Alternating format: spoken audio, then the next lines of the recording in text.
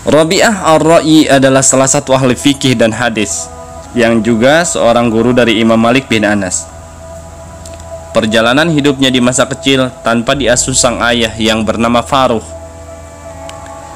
Pada masa pemerintahan dinasti Bani Umayyah, Faruh pergi bertahun-tahun untuk menyebarkan agama Islam. Faruh memberikan kepada istrinya pada saat itu uang sebesar 30.000 dinar untuk keperluan hidupnya selama ia berjihad.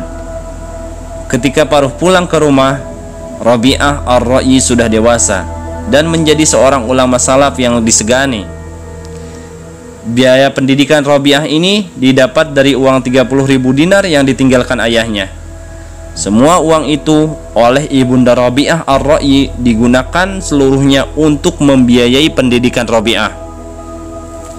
Setelah hampir 30 tahun berlalu, Faruh kembali ke kota Madinah dengan menunggangi seekor kuda dan membawa sebuah tombak. Ia lalu turun dari kuda dan mengetuk pintu rumahnya dengan tombak. Mendengar ketukan pintu, Rabi'ah Ar-Ra'yi keluar membukakan pintu. Ia melihat pemandangan yang mengejutkan. Seorang pria dengan tombak di tangan, tentu membahayakan. "Hai musuh Allah," kata Rabi'ah Ar-Ra'yi, "engkau hendak menyerang rumahku." "Hai musuh Allah," kata Faruh tidak kalah galak, "justru engkau yang masuk rumahku untuk mendatangi istriku." Keduanya pun melompat bersiap-siap untuk saling menyerang. Tetangga-tetangga berdatangan ingin menolong Rabi'ah. Peristiwa itu juga sampai ke telinga Imam Malik bin Anas. Mereka semua datang untuk menolong Rabi'ah, sehingga kegaduhan semakin menjadi. Ketika melihat Imam Malik datang, maka semuanya diam. "Wahai kakek," kata Imam Malik kepada Faruh, "engkau boleh masuk selain rumah ini."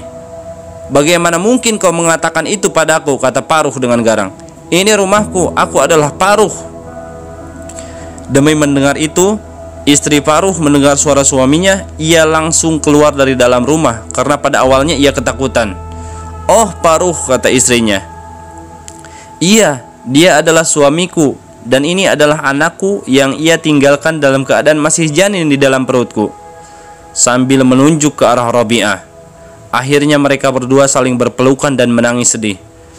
Faruh masuk ke dalam rumahnya dan istrinya dengan sabar menjelaskan bahwa Rabi'ah Ar-Ra'yi ini benar-benar anaknya. Pada suatu pagi, Faruh ingin mengetahui apakah uang yang ditinggalkannya masih ada yang tersisa atau tidak. "Tolong keluarkan harta yang dahulu aku tinggalkan padamu. Apakah masih ada yang tersisa?" tanya Faruh. "Aku telah menyimpannya dan akan aku keluarkannya untukmu," kata istrinya. Dikala itu, Rabi'ah Ar-Ra'yi sedang di masjid, duduk di majelis ilmu untuk menyampaikan ilmu yang dihadiri oleh Imam Malik, Al-Hasan Al-Basri, dan petinggi-petinggi kota Madinah lainnya. Orang-orang pun ramai berkumpul di sekelilingnya. "Pergilah engkau ke masjid Rasulullah," kata istrinya kepada Faruh. "Salatlah di sana." Faruh segera menuju masjid. Sesampainya di sana, ia melihat majelis ilmu yang begitu ramai. Ia pun mendekat dan diam sambil mengamatinya. Melihat ayahnya datang, Rabi'ah Ar-Ra'yi menolehkan kepalanya agar sang ayah tidak melihatnya. Rabi'ah Ar-Ra'yi mengenakan penutup kepala yang panjang. Sang ayah samar melihat wajah sang guru yang mengajar di majelis itu. Lalu ia bertanya kepada orang-orang, "Siapakah nama ulama itu?" Kata Faruh, "Dia adalah Rabi'ah bin Abu Abdirrahman atau Faruh," kata orang-orang. Mendengar nama itu ia bergumam, "Sungguh Allah telah mengangkat derajat putraku." Ia pun bersegera pulang menuju rumahnya menemui istrinya. "Sungguh," kata Faruh, "aku melihat putramu dalam keadaan yang tidak pernah aku melihat. Seorang ulama dan pakar fikih pun sepertinya." Mendengar perkataan suaminya itu, istrinya langsung mengatakan, "Lantas mana yang lebih engkau cintai, 30.000 dinar atau keadaan putramu sekarang?" "Demi Allah, tentu saja dia yang lebih aku pilih," jawab Faruh. "Aku telah menggunakan seluruh hartamu itu untuk mendidiknya hingga sekarang ia seperti ini," kata istrinya. "Demi Allah, engkau tidak menyia-nyiakan harta tersebut." Ya, uang sebanyak itu telah digunakan sebaik-baiknya oleh istrinya untuk mendidik anaknya.